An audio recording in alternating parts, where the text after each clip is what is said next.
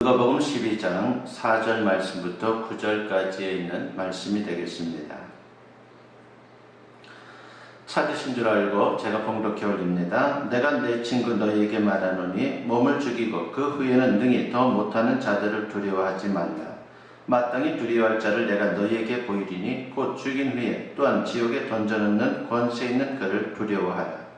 내가 참으로 너희에게 이르노니 그를 두려워하라. 참새 5마리가 두 아사리온에 팔리는 것이 아니냐. 그러나 하나님 앞에는 그 하나도 잊어버리시는 바 되지 아니하는도다. 너희에게는 심지어 머리털까지도 다 세신 바 되었나니 두려워하지 말라. 너희는 많은 참새보다 더 귀하니라. 내가 또한 너희에게 말하노니 누구든지 사람 앞에서 나를 시인하면 인자도 하나님의 사자들 앞에서 그를 시인할 것이요 사람 앞에서 나를 부인하는 자는 하나님의 사자들 앞에서 부인을 당하리라. 아멘.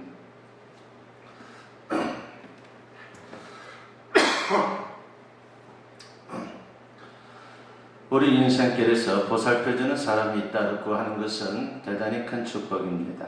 그러나 우리가 기억할 것입니다. 인간의 보살핌이라고 하는 것은 불완전하다는 것이죠. 그래서 부모라도 자식이라도 배우자라도 그리고 친구라도 보살펴주는 데는 다 한계가 있습니다. 누구도 나를 완전히 보살펴주고 책임져 줄 수는 없습니다. 이게 문제입니다. 그런데 감사하게도 우리에게는 완전한 보살핌이 있다라고 하는 것입니다. 그것이 바로 하나님의 보살펴 주심입니다. 오늘 본문을 보면 예수님께서 그런 보살핌을 약속합니다.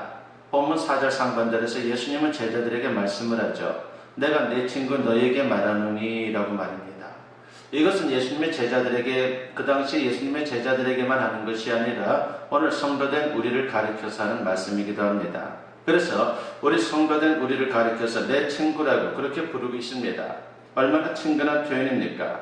이 말씀에서 하나님의 보살펴 주심이 얼마나 큰 축복인지 우리가 깨닫게 됩니다. 왜냐하면 우리가 사는 세상은 너무도 위험하고 두려운 곳이기 때문입니다. 이런 세상에 사노라면 근심이 있을 수밖에 없고 염려가 있을 수밖에 없습니다. 그러나 예수님은 뭐라고 말씀합니까? 세상은 결코 두려워할 대상이 아니라는 겁니다. 정말 두려워할 대상은 하나님이시다라고 하는 것을 강조합니다. 왜냐하면 하나님은 모든 것을 주관하시는 절대 주권자이기 때문입니다. 본문 4절 하반절에 보니까 몸을 죽이고 그 후에는 능히 더 못하는 자들을 두려워하지 말라고 했습니다. 그들은 기껏해야 우리 육체를 죽이기까지만 한다는 겁니다. 그 이상은 하지 못합니다. 우리 영혼까지 좌지우지 못하는 것이죠. 반면에 하나님은 어떤 분입니까? 본문 5절 말씀에 보니까 마땅히 두려워할 자를 내가 너희에게 보이리니 곧 죽인 후에 또한 지옥에 던져넣는 권세 있는 그를 두려워하라. 내가 참으로 너희에게 이르노니 그를 두려워하라 그랬습니다. 우리 하나님은 죽이기도 하고 살리기도 하십니다. 다시 말하면 생사여탈권을 갖고 계신 분이다라고 하는 것입니다. 그리고 무엇보다도 우리 하나님은 심판주가 되십니다. 인간을 천국으로 보내기도 하고 지옥으로 보내기도 합니다. 이 세상에서의 삶은 겨우 100년 안팎이지만 내세의 삶은 영원하다라고 하는 것을 우리가 잊어서는 안 됩니다. 그 영원한 운명을 결정하는 분이야말로 정말 무서운 분이다라고 하는 것이죠. 그런데 중요한 원리가 있습니다. 절대 주권자 하나님을 두려워하게 되면 하나님은 세상은 더 이상 두렵지 않다라고 하는 것입니다. 잠언 29장 25절에 보니까 사람을 두려워하면 올무에 걸리게 되거니와 여호와를 의지하는 자는 안전하리라고 했습니다. 그렇습니다. 세상을 두려워하고 사람을 두려워하면 불안할 수밖에 없다라고 하는 것입니다. 근심과 걱정이 떠나질 않습니다. 그런데 전능하신 하나님, 모든 것을 주관하시는 절대 주권자 하나님을 의지하면 안심할 수 있습니다. 그리고 승리할 수 있습니다.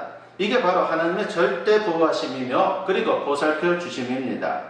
이것을 설명하기 위해서 예수님이 오늘 본문에서 뭐라고 말씀합니까? 본문 6절 말씀에 보니까 참새 5마리가 두 아사리온에 팔리는 것이 아니냐. 그러나 하나님 앞에는 그 하나도 잊어버리시는 바 되지 아니하는도다 라고 했습니다. 하찮은 참새도 하나님이 관심을 갖고 보살펴 주신다면 하나님의 형상대로 창조된 우리는 얼마나 잘 보살펴 주겠느냐 이겁니다.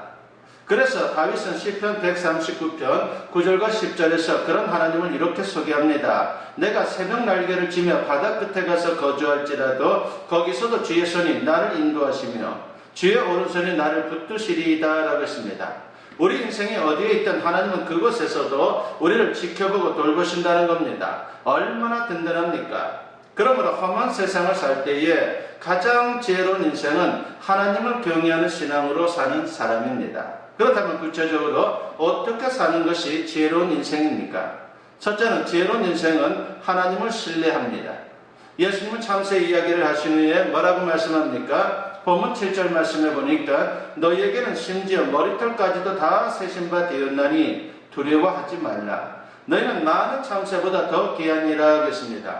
미물인 참새도 돌보시는 하나님께서 우리를 세밀하게 보살펴 주신다는 겁니다. 그런데도 걱정하고 근심한다면 그것은 믿음이 없는 것이고 어리석은 것입니다. 마태복음 6장 26절 말씀에 보면은 공중의 새를 보라 심지도 않고 거두지도 않고 창고에 모아들이지도 아니하되 너희 하늘 아버지께서 기르시나니 너희는 이것들보다 귀하지 아니하냐라고 했습니다. 그리고 이어서 30절 말씀에 보면은 오늘 있다가 내일 아궁이에 던져지는 들풀도 하나님이 이렇게 입히시거든 하물며 너희일까 보냐 믿음이 작은 자들아 라고 했습니다. 사실 생각해 보면요 하나님의 보살펴 주심은 굉장하다라고 하는 것입니다. 우리가 먹고 사는 문제 하나만 봐도 그렇습니다. 그 모든 것을 하나님이 공급해 주신다는 것을 생각하면 정말 놀라울 정도입니다. 하나님은 창조주로서 불신자들에게조차 이런 은총을 베푸는데 하물며 예수님의 십자가 피로 값주고 사신 우리 성도들은 얼마나 잘 보살펴 주실지 두말할 필요가 없는 것입니다. 그래서 사도 바울은 로마서 8장 32절에서 이렇게 외칩니다. 자기 아들을 아끼지 아니하시고 우리 모든 사람을 위하여 내주신 이가 어찌 그 아들과 함께 모든 것을 우리에게 주시지 아니하겠느냐라고 말입니다. 독생자 예수님까지 주신 하나님께서 우리에게 아낄 게 뭐가 있냐? 바로 이것을 말하는 것이죠. 때때로 우리에게 고난이 온다 하더라도 그것은 지나가는 과정이지 결국 우리에게 합력하여 선을 이루게 된다라고 하는 것을 우리는 잊어서는 안 됩니다. 이사야 49장 15절에 보니까 여인이 어찌 그 젖먹는 자식을 잊겠으며 자기 태선한 아들을 긍휼히 여기지 않겠느냐. 그들은 혹시 잊을지라도 나는 너를 잊지 아니할 것이라 하겠습니다. 우리는 바로 하나님의 자식들입니다. 그래서 하나님이 이렇게 말씀을 하는 것이죠. 너희는 내 새끼들인데 내가 왜 너희를 잊어버리겠냐라고 말입니다. 그렇다면 우리는 어떤 자세로 세상을 살아야 합니까? 베드로전서 5장 7절에 보니까 너희 염려를 다 주께 맡기라. 이는 그가 너희를 돌보심이라 했습니다. 염려되는 것 다 맡기면 되는 것입니다. 이게 신뢰입니다. 걱정 근심 다 던져버리라고 하는 것입니다. 그렇게 던져놓고 마음 턱 놓고 편히 살라는 것입니다. 하나님을 신뢰하면 마음이 든든합니다. 그러나 하나님을 신뢰하지 못하면 아무리 큰 권세자라 할지라도 불안할 수밖에 없는 것입니다. 염려와 근심이 떠나질 않는 것이죠. 여러분, 북한의 최고 권력자인 김정은은요 들리는 얘기에 의하면 잠도 잘 자지 못한다라고 합니다. 이유는 하나입니다. 불안하기 때문이죠. 그래서 날마다 독주를 마시고 폭식을 하다 보니까 건강에 심각한 문제가 생긴 겁니다. 그러므로 아무리 낮고 천해도 하나님을 믿고 신뢰하는 사람이 하나님 없는 권세자보다 훨씬 더 낫다라고 말할 수 있는 것입니다. 하나님을 신뢰하십시오. 오직 하나님만 내 인생에 대한 미래에 대한 유일한 대책인 줄 믿을 수 있기를 바랍니다. 하나님을 신뢰함으로 하나님의 돌보심을 풍성히 체험할 수 있는 우리 모두가 되었으면 합니다. 두 번째로 지혜로운 인생은 하나님께 기도합니다. 하나님을 신뢰하는 것도 좋지만 더 좋은 것은 적극적으로 기도하는 겁니다. 빌립보서 4장 6절에 보니까 아무것도 염려하지 말고 다만 모든 일에 기도와 간구로 너희 구할 것을 감사함으로 하나님께 아뢰라고 했습니다. 하나님을 신뢰하기에 하나님이 책임져 주실 줄로 믿고 감사함으로 기도하라는 것입니다. 이사야 58장 9절에도 이런 말씀이 나오죠. 네가 부를 때는 나 여호와가 응답하겠고 네가 부르짖을 때는 내가 여기 있다 하리라 하겠습니다. 우리가 부르면 언제라도 하나님께서 응답하신다는 겁니다. 그러므로 삶의 문제를 가지고 하나님께 가지고 나가는 것이야말로 대단히 중요한 것입니다. 마가복음 9장 14절 이하를 보면 제자들이 예수님께 진지하게 묻습니다. 선생님, 왜 우리는 귀신을 못 쫓아내는 겁니까? 라고 말입니다. 이때 예수님이 말씀합니다. 마가복음 9장 29절에 보니까 이르시되 기도 외에 다른 곳으로는 이런 종류가 나갈 수 없느니라고 했습니다. 여기 보면 주님은 기도 외에 다른 것으로는 이라고 말씀합니다. 기도가 문제를 해결할 수 있는 가장 좋은 방법이라고 하는 것이죠. 왜 그렇습니까? 기도는 더 이상 나를 의지하지 않고 하나님을 의지하겠다라고 결단하는 것이기 때문입니다. 기도는 더 이상 지식이나 돈, 내 능력이 아니라 오직 예수님의 십자가의 능력을 의지하겠다라고 하나님 앞에 무릎을 꿇는 것입니다. 승리하기 원합니까? 그렇다면 하나님 앞에 먼저 무릎을 꿇어야 합니다.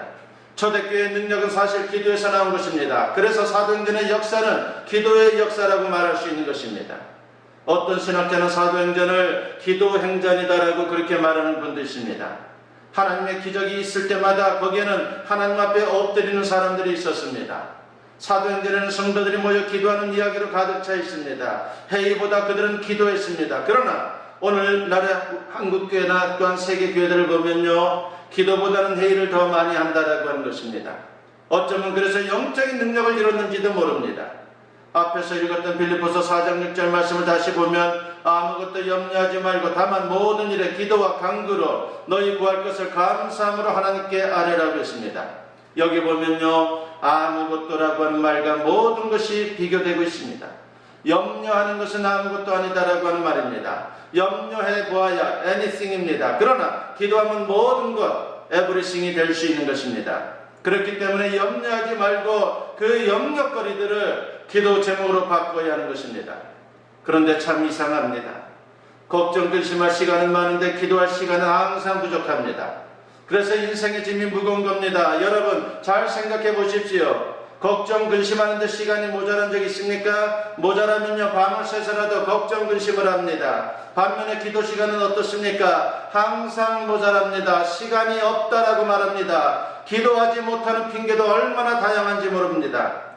그러나 지혜로운 사람은 걱정 근심할 시간에 기도합니다. 그러면 놀라운 일이 일어나는 것입니다. 어른부터 아이들까지 즐겨 부르는 복음성 가운데 이런 곡이 있죠. 기도를 드리세요. 기도를 드리세요. 놀라운 일이 생깁니다. 기도를 드리세요라고 말입니다. 그래서 이런 말이 있지 않습니까? 내가 일하면 내가 일할 뿐이지만 내가 기도하면 하나님이 일하신다라고 했습니다. 내가 하면 내 작품입니다. 그래서 아무리 애써봤자 삽질 수준에 불과합니다. 그러나 기도하면 하나님께서 내 인생을 인도해 주시고 하나님의 위대한 작품으로 우리를 만들어주는 것입니다. 여러분 생각해 보십시오. 내가 일하는 것하고 하나님이 일하는 것하고 어느 편이 더 유리합니까? 두말하면 잔소리이죠. 가난한 여인이 있었습니다. 아이들을 데리고 혼자 사느라고 얼마나 힘들었는지 모릅니다. 돈주머니가 텅텅 비고 밀가루 통바닥이 밑바닥이 보일 정도로 참으로 너무 힘든 그런 상황이었습니다. 아이들은 배고프다고 칭얼거립니다. 빵을 만들어 주려고 밀가루를 푸려고 하지만 바닥에 조금 남아있다 보니까 바닥을 긁어야 했습니다. 그 순간 믿음이 흔들리고 울컥하면서 눈물이 흐르는 것입니다. 하나님도 무심하다고 불평합니다. 그러자 막내 아이가 엄마 다리를 붙잡고 울면서 말합니다. 엄마 울지마. 하나님이 바닥 끓는 소리 듣고 계시잖아 라고 그렇게 말합니다. 철없는 아이의 그 말에 엄마가 정신이 번쩍 들었습니다. 그리고 주님 앞에 무릎을 꿇고 회개하기 시작합니다. 여러분 이러한 모습이 우리에게 필요하다라고 하는 것입니다. 그 기도로 어려움을 극복했다라고 하는 간증입니다. 정말 하나님이 도와주셔야 합니다. 그래서 주님께 기도하는 것은 너무나도 마땅하다라고 하는 것입니다. 하나님이여 나를 도우소서, 하나님이 우리의 가정을 도우소서, 하나님이 우리나라를 도우소서라고 그렇게 기도해야 합니다. 부디 이런 강도로 문제 앞에서 승리할 수 있는 우리 모두가 되었으면 합니다. 세 번째로 지혜로운 인생은 예수님을 시인합니다. 예수님은 하나님의 보살펴 주심을 언급한 후에 성도들이 감당할 책임에 관해서 말씀을 주십니다. 오늘 보면 8절과 9절에 보니까 내가 또한 너에게 말하노니 누구든지 사람 앞에서 나를 시인하면 인자도 하나님의 사자들 앞에서 그를 시인할 것이요 사람 앞에서 나를 부인하는 자는 하나님의 사자들 앞에서 부인을 당하리라고 했습니다. 참 믿음의 증거는 하나님 앞에서 그리고 사람들 앞에서 담대하게 예수님을 시인하고 증거하는 겁니다. 그럴 때 하나님의 보살펴 주심을 더 생생하게 체험할 수 있는 것입니다. 요한계시록 1장에 보면 사도 요한이 밤무섬에 유배되는 장면이 나옵니다. 그때가 AD 90년이었는데 로마의 도마티안 황자의 엄청난 박해와 핍박이 있을 때였습니다. 그 당시 로마 제국은 그리스도인들에게 가이사, 즉 로마 황제가 주님이냐 예수가 주님이냐라고 하면서 선택을 요구했습니다. 가이사를 주님이라 고백하면 살지만 예수님을 주님이라 고백하면 죽는 그러한 상황이 그들 앞에 펼쳐졌습니다. 그런 상황에서 많은 그리스도인들이 목숨을 걸고 예수님을 시인했고 신앙의 지조를 지켰습니다. 그리고 어떻게 됩니까? 결국은 그 엄청난 로마 제국을 복음화시키면서 믿음의 사람들이 승리하게 되는 놀라운 역사를 만들었습니다. 코로나19로 성도들 중에는 예배드리는 것을 멈출 뿐만이 아니라 사람들 앞에서조차 신앙인이다라고 하는 것을 숨기는 분들이 있다라고 하는 것을 들었습니다. 심지어 세상 사람들과 같이 교회를 욕하는 그런 분들도 있다라고 합니다. 이것은 주님을 부인하는 겁니다. 이것은 절대로 있어서는 안 될 일입니다. 여러분, 교회를 벗어난다라고 해서 코로나19에서 안전할 수 있다고 착각하지 마십시오. 세상 모든 것은 서로가 소통하게 되어 있는 것입니다. 돌고 돌아서 모두가 그런 위험성에 다 노출되어 있다라고 하는 것입니다. 이 세상에는 안전할 수 있는 것이 없습니다. 그러나 안전한 것이 있다라고 세상 속에 있다라고 착각하면서 우리가 주님을 부인하고 주님을 떠난다면 그것은 엄청난 것을 놓치는 것입니다. 오로지 우리는 하나님의 은혜를 구할 뿐입니다. 1980년 은퇴한 한도 부부가 핵전쟁의 위협이 없는 곳에서 노년을 평안하게 보내려고 세계 각국을 연구하기 시작했습니다. 어디가 가장 좋은 것인가? 어디가 삶을 가장 평안하게 평화롭게 살 수 있는가라고 그렇게 연구를 하면서 그 장소 한 곳을 찾아냈습니다. 그것은 바로 아르헨티나 연안에서 멀리 떨어진 영국령 포클랜드 섬이었습니다. 노 부부는 곧 그곳으로 이사하고 1982년 성탄절에 자신들이 다니던 교회 목사님께 카드를 보냈습니다. 목사님 너무 행복합니다. 이곳은 정말 지상낙원입니다. 라고 하는 그런 내용으로 성탄 카드를 보낸 것입니다. 노 부부는 그것이 지상낙원인 줄 알았습니다. 그러나 얼마 후에 상황은 전혀 다르게 돌아갔습니다. 1976년 쿠데타로 집권한 아르헨티나 군부는 계속되는 경제적 침체와 정치적 불안을 타개할 목적으로 1982년 4월 1일 영국령 포클랜드를 침공합니다. 그때 아르헨티나 군부는 오판했습니다. 당시 영국도 경제난을 허덕이고 있었기에 멀리 떨어진 그 대서양의 작은 섬과 관련된 그 영토 분쟁에 영국이 군사적으로 개입하지 못할 것이다라고 그렇게 생각을 한 것이죠. 그런데 그들은 당시에 영국 총리가 철의 여인 대처라고 하는 사실을 간과했다라고 하는 것입니다. 대처 행정부는 즉시 정면 대응을 선포하면서 그 작은 섬에서 2차 세계대전 이후 최대의 해상전을 벌였습니다. 결국 전쟁은 74일 만에 영국의 승리로 종료되었지만 그동안 지상 최대의 낙원은 지상 최대의 지옥으로 변했습니다. 노 부부는 여생을 평화롭게 살려고 그곳으로 이사했다가 평화를 얻지 못하고 오히려 지옥의 공포만 체험하게 된 것입니다. 이 세상 어떤 곳에도 진정한 평화와 안전지대는 없습니다. 진정한 평화와 안전지대는 예수님 안에 하나님 안에 있다라고 하는 것을 우리는 잊어서는 안 됩니다. 그래서 어떤 일이 있어도 예수님을 떠나서는 안 되는 것이고 예수님의 몸된 교회를 떠나서도 안 됩니다. 우리가 사는 세상은 정말 어렵고 두려운 것입니다. 그리고 예측할 수 없는 것입니다. 그러나 우리에게는 전능하시며 우리를 사랑하시는 하나님이 계십니다. 부디 그분의 보살펴 주심을 굳게 믿음으로 삶의 자리에서 당당하게 승리할 수 있는 저와 여러분 모두 될 수 있기를 주님의 이름으로 간절히 축원합니다. 기도드립니다. 사랑과 은혜가 충만하신 아버지 하나님 감사합니다. 참으로 혼란하고 어려운 시대를 우리가 살아가고 있습니다. 여러 가지 상황이 참으로 좋지 않다라고 하는 얘기들을 듣습니다.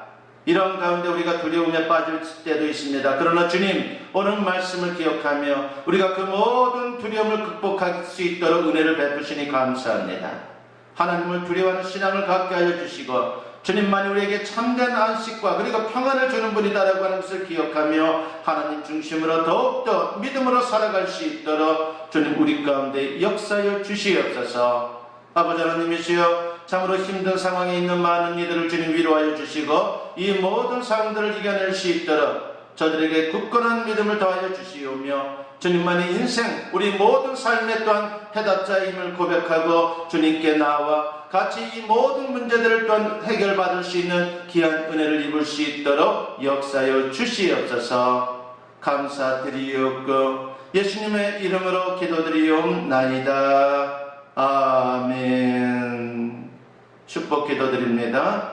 이제는 우리 주 예수 그리스도의 은혜와 아버지 하나님의 무궁하신 사랑하심과 성령의 감화감동 역사 충만하심이 오늘 주님께 예배로 영광 돌리며 오늘 선포된 말씀과 같이 진정한 보살핌이 주님 안에 있음을 믿고 오로지 주님 바라보고 주님 의지하고 주님 중심으로 세상을 살아가기를 다짐하고 결단하며 세상을 향하는 주님의 사는 자녀들 위해 지금으로부터 영원토록 함께 하시기를 간절히 축원하옵나이다. 아멘.